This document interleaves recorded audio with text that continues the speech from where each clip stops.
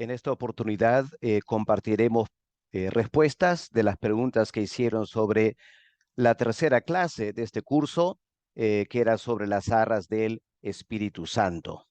Vamos a ver algunas preguntas que hicieron y tratar de dar breves respuestas. Alguien preguntó acerca de el Espíritu Santo como el adelanto o las arras de nuestra salvación. Dice, si las arras es el adelanto o depósito de la garantía de nuestra salvación, ¿qué más recibiremos de parte del Padre? Y otra persona dice, la Biblia afirma que todo creyente es heredero de Dios y coheredero con Cristo. ¿De qué manera lo seremos o qué más tendremos como herencia? ¿Más del Espíritu Santo?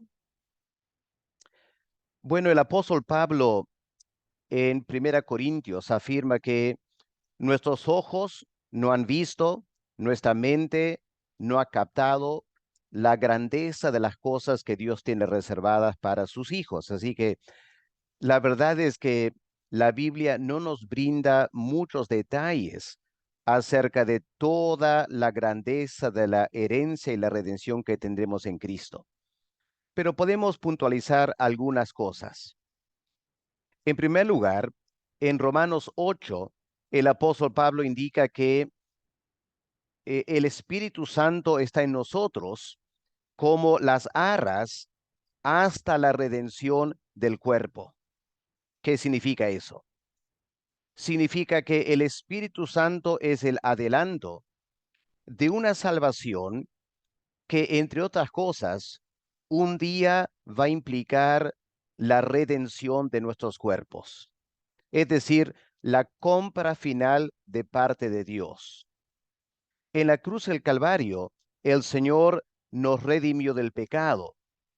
Eso impacta nuestros espíritus, nuestras almas, pero todavía vivimos en este cuerpo mortal.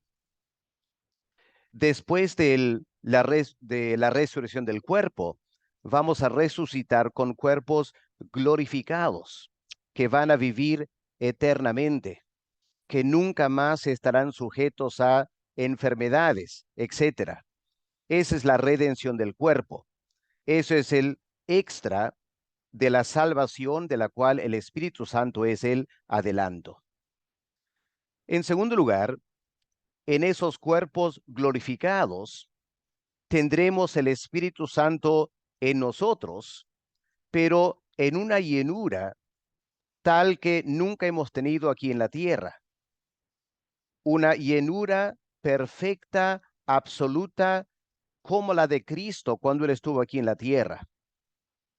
Ningún creyente al momento tiene esa clase de llenura.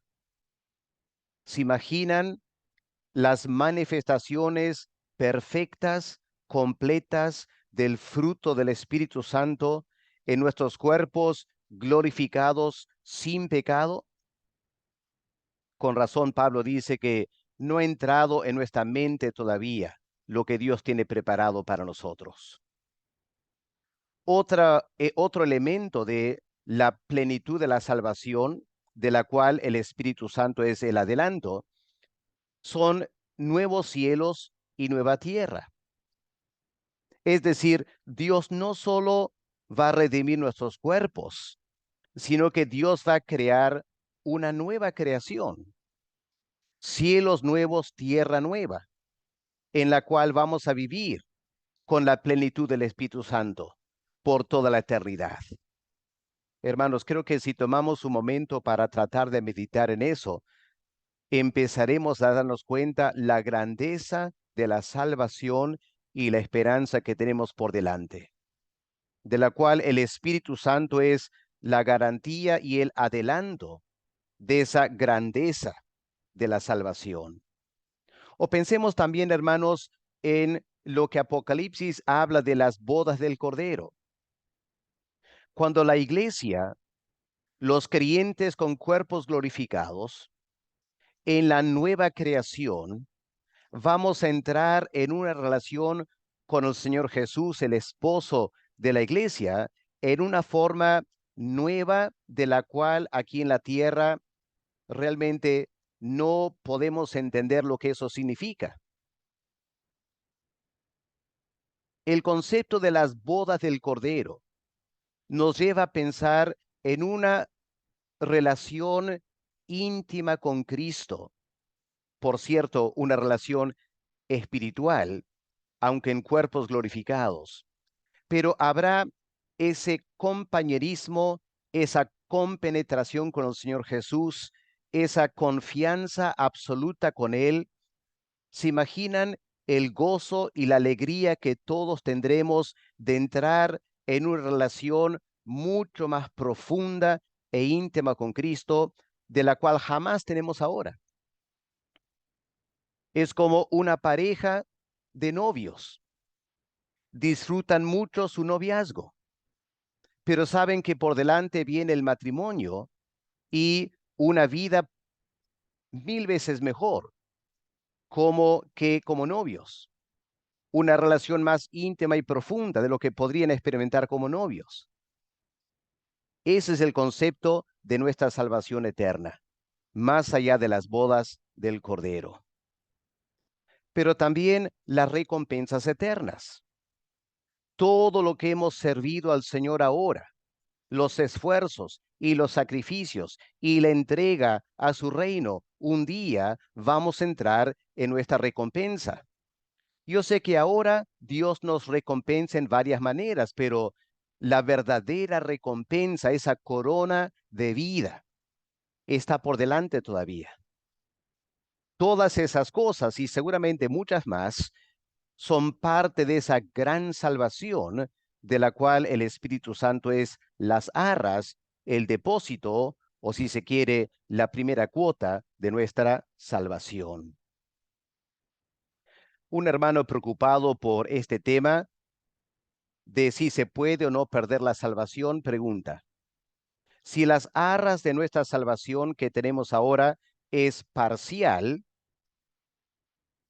¿puede suceder que debido al poder que tiene la vieja naturaleza en nosotros nos debilita?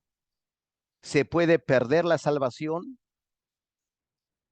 Bueno, cuando el hermano dice que las arras que tenemos ahora es parcial, tenemos que entender que tenemos al Espíritu Santo en su totalidad.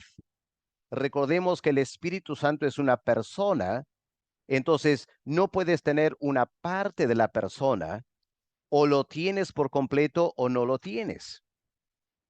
Y el Espíritu Santo está en nosotros en su totalidad. El problema es que nosotros no estamos abriendo nuestras vidas a su totalidad. Pero es importante que entendamos esto. Tenemos al Espíritu Santo totalmente en nosotros.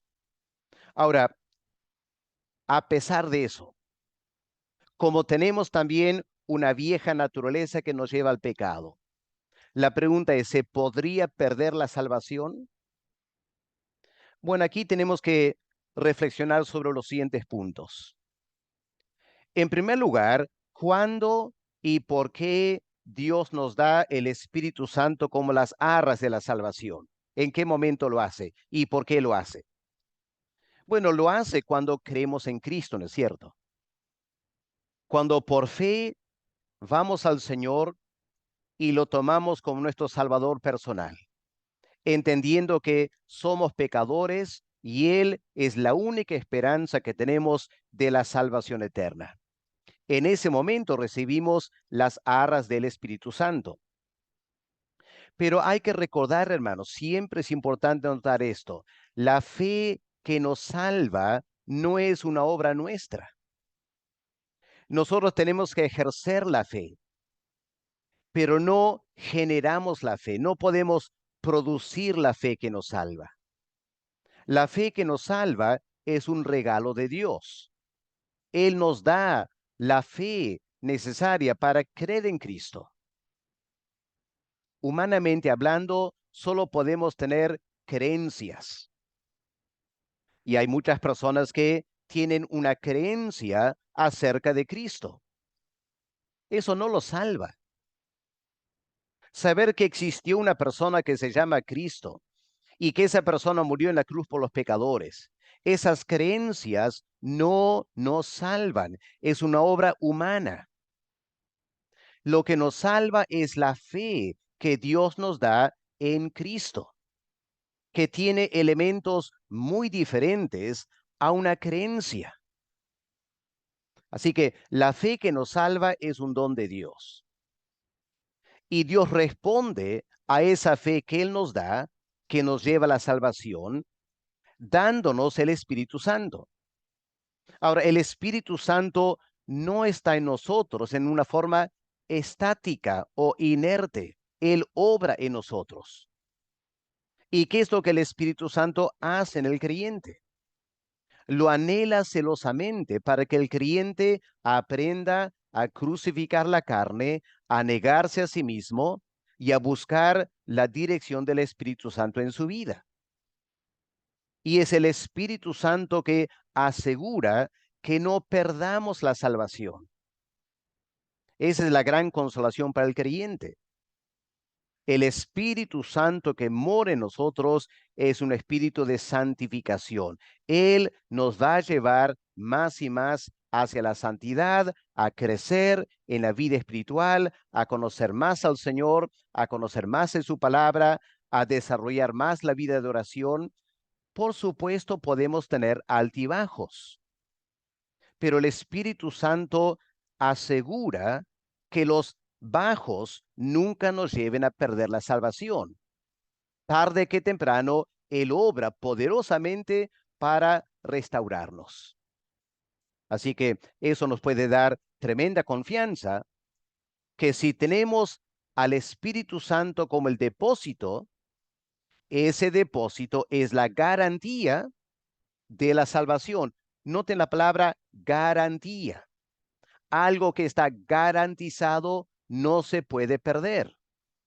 ¿Quién es el que da la garantía? Dios da la garantía. Confiemos en el poder y la fidelidad de Dios en cuanto a nuestra salvación.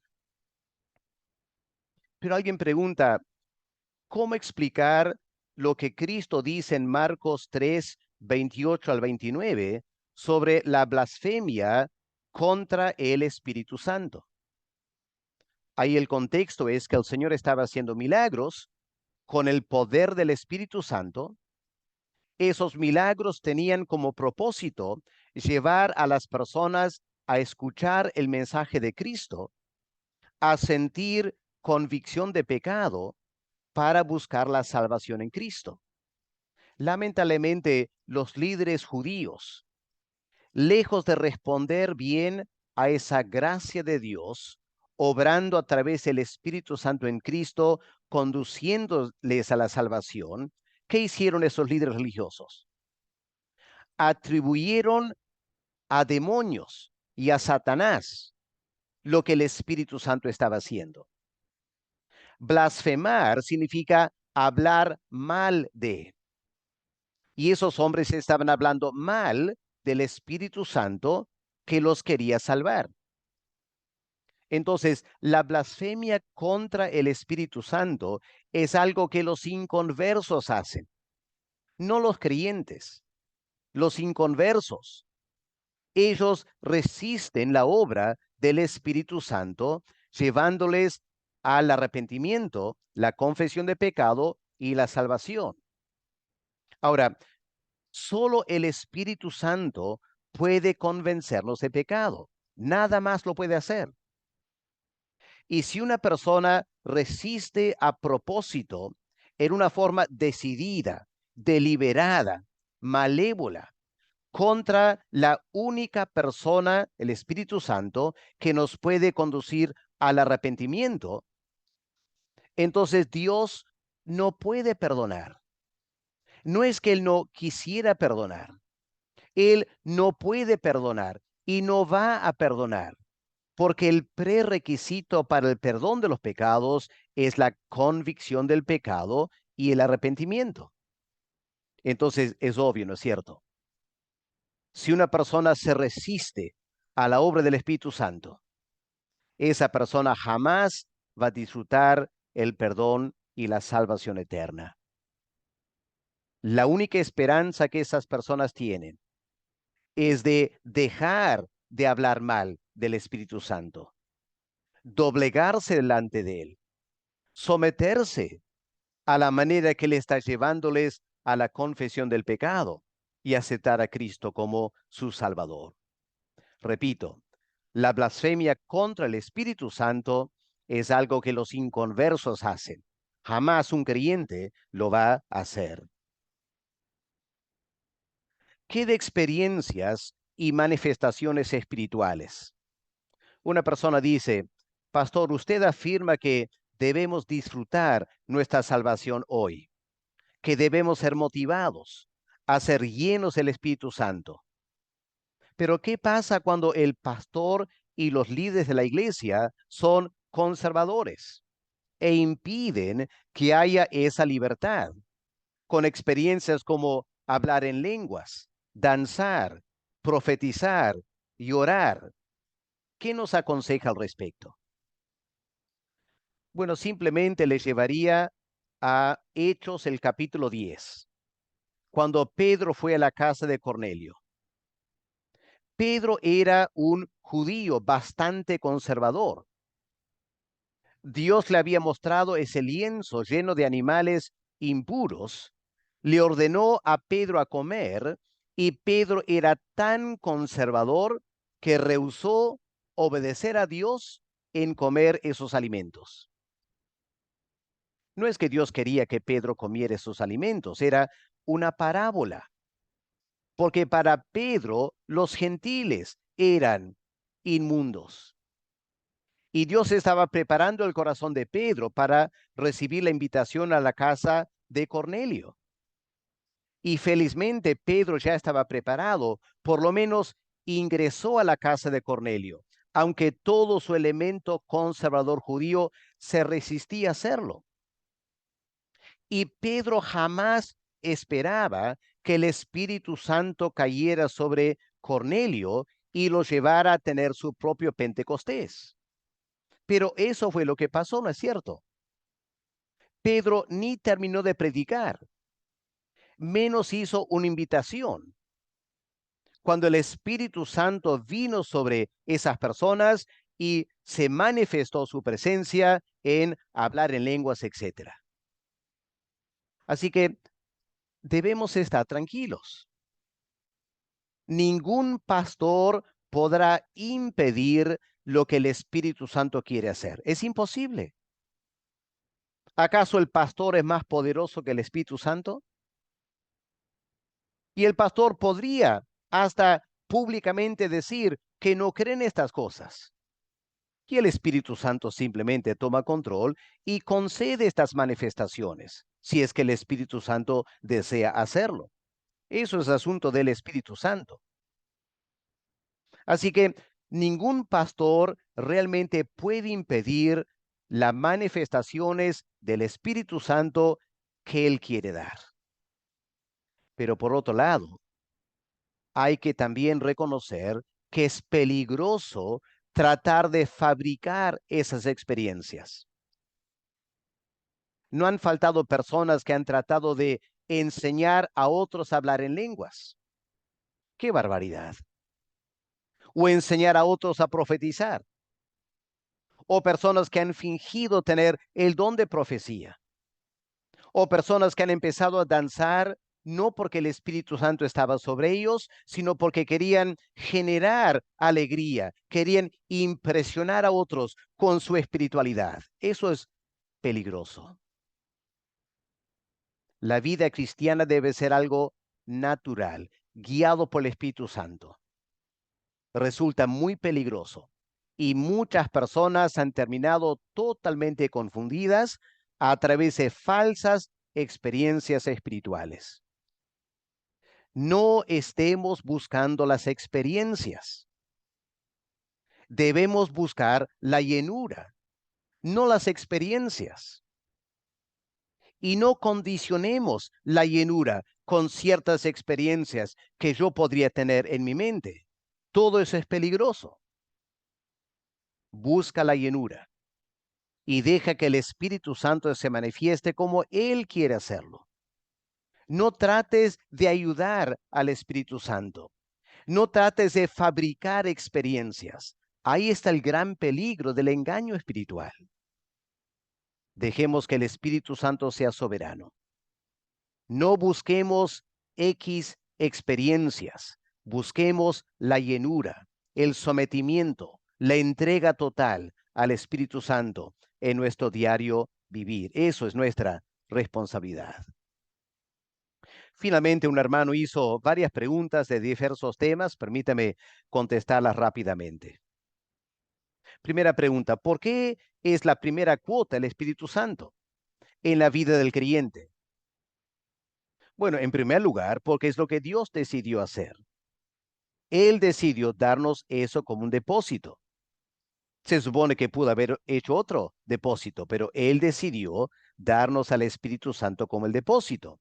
Obviamente Dios no hace las cosas al azar, porque ese depósito en nosotros es lo que genera la vida cristiana, nos fortalece, nos ayuda a crecer como creyentes.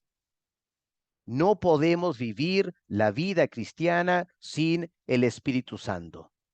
Y por eso, entre otras cosas, Dios el Padre nos da el Espíritu Santo como el adelanto de nuestra salvación. También pregunta, el rey, en la ilustración que yo usé en la clase, el rey, ¿a quién se refiere? Bueno, en un sentido, el rey se refiere al Señor Jesús, el Rey de Reyes. Pero estaba usando una parábola, una historia imaginaria de algún rey X en algún país. Pero obviamente esa parábola que yo usé, el rey se refiere a Dios el Padre o Dios el Hijo también, el que nos da la herencia. Bueno, más apropiado sería Dios el Padre. La primera cuota, ese territorio que vimos en la imagen, ese territorio de montañas y praderas, representa el Espíritu Santo como el adelanto de la salvación. Y recuerda que yo dije, más allá de las montañas, en esa imagen, hay territorios más extensos todavía. Esa es la totalidad de la salvación. Lo que dijimos hace un momento, la redención del cuerpo, la plena llenura del Espíritu Santo, los nuevos cielos y la nueva tierra, etcétera. Eso es la totalidad de la salvación de la cual el Espíritu Santo es el adelanto. También pregunta, si Dios no nos hubiera dado a su Hijo, ¿qué sería de nosotros? Respuesta, no seremos salvos. Estaríamos en la misma condición que los demonios. El único futuro que nos depararía sería la condenación eterna. Sin Cristo no hay salvación. ¿Por qué el Espíritu Santo es el anillo del compromiso? Bueno, simplemente comenté que hoy en día en la cultura griega, esa palabra arabón lo usan del anillo de compromiso. Me imagino que lo toman del concepto de que si el arabón es un adelanto, entonces el anillo de compromiso es el adelanto del matrimonio. Pero eso es algo de la cultura hoy en día. La Biblia no habla del Espíritu Santo como el anillo, ¿ya? Yo solamente estaba comentando que hoy en día ese es como la palabra arabón se usa en Grecia y podemos tomarlo como algo interesante, pensando en la iglesia como la novia de Cristo que recibe este anillo de compromiso, pero recalco, la Biblia no usa la palabra arabón en ese sentido, ¿ok? Es simplemente reflexionando sobre el uso contemporáneo de la palabra arabón. Quinta pregunta, ¿por qué trabaja Dios por medio de su Espíritu Santo en nuestras vidas? Porque así lo decidió la Trinidad antes de la creación de los cielos y la tierra. La Trinidad se dispuso a planificar la salvación humana. Se acordó que Dios el Padre sería el arquitecto. Él escogería quiénes serían salvos. Esa fue su parte de nuestra salvación. Dios el Hijo se encargó de salvar a aquellos a quienes el Padre había escogido para la salvación. Y el Espíritu Santo cumple el papel del que nos santifica, el que mora en nosotros. Esto es algo que la Trinidad acordó antes de la fundación del mundo.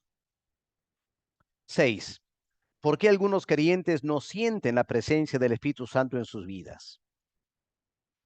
Bueno, aquí permíteme empezar diciendo, no todos los que pensamos ser creyentes o los que dicen ser creyentes realmente lo son. Pueden ser simplemente personas que van a la iglesia, tienen una creencia humana en Cristo, han tomado una decisión humana de bautizarse y asistir a la iglesia, pero nunca han sido regenerados. Esas personas no son creyentes y no sienten al Espíritu Santo porque simplemente el Espíritu Santo no está en ellos, porque no son creyentes, no son salvos. Pero hay que también reconocer que es posible haber nacido de nuevo, tener el Espíritu Santo en nosotros como las arras de la salvación y no sentir o sentir muy poco la presencia del Espíritu Santo en nosotros. Y la pregunta es ¿por qué? Les hago recordar lo que el apóstol Pablo dice en 2 Corintios, el último capítulo, capítulo 13, donde habla de la comunión del Espíritu Santo, el amor de Dios el Padre, eh, la comunión del Señor Jesús y el Espíritu Santo. Ahora, comunión significa tener una relación personal con el Espíritu Santo. El problema es que como creyentes, la verdad es que en la iglesia muy poco se habla de tener comunión con el Espíritu Santo. Hay un grupo de creyentes de iglesias que casi nunca hablan del Espíritu Santo. Y por lo tanto, los creyentes en esas iglesias no desarrollan porque no han aprendido a desarrollar un compañerismo con el Espíritu Santo. Por eso no sienten su presencia. Hay otras iglesias que hablan mucho del Espíritu Santo, pero siempre están hablando de experiencias. Ellos tampoco entran en una comunión profunda con el Espíritu Santo. Se contentan con experiencias. Pero el Espíritu Santo está en nosotros para tener una relación personal con nosotros. El creyente que conscientemente cultiva esa relación, esa comunión con el Espíritu Santo, va a sentir su presencia. Pero claro, si no cultivamos esa relación, entonces no vamos a sentir mucho de su presencia. Espero que este curso nos ayude a empezar a tomar pasos para mejorar nuestra comunión con el Espíritu Santo. Y obviamente, para eso tenemos que entender qué es lo que el Espíritu Santo hace en mi vida. Y hace mucho más que simplemente darnos ciertas experiencias espirituales como profetizar o hablar en lenguas. Eso es algo que el Espíritu Santo podría hacer en algunos creyentes, pero en todos los creyentes, el Espíritu Santo quiere sellarnos, Él quiere ungirnos, Él quiere guiarnos. Esas son las cosas que vamos a estudiar en este curso. Y espero que en la medida que vamos estudiando y meditando este tema, vamos a sentir más y más la presencia del Espíritu Santo en nosotros. Espero que estas respuestas les ayuden a seguir reflexionando sobre este tema que es tan importante. ¿Por qué no oramos un momento dando gracias al Señor y pidiendo que Él nos ayude a eh, aplicar a nuestras vidas lo que hemos escuchado en este video? Padre, muchas gracias por darnos tu palabra, por poder contestar preguntas que los hermanos hacen Y quiero reclamar esa promesa, Padre, que el Señor Jesús nos dio, que cuando el Espíritu Santo venga, Él nos va a llevar a toda la verdad en Cristo. Padre, cumple esa promesa, nosotros te pedimos. Llévanos a toda la verdad de quién es el Espíritu Santo y lo que hace el Espíritu Santo en nuestras vidas, para que podamos disfrutar la llenura del Espíritu y una comunión personal con Él también. En el nombre del Señor Jesús te lo pedimos. Amén.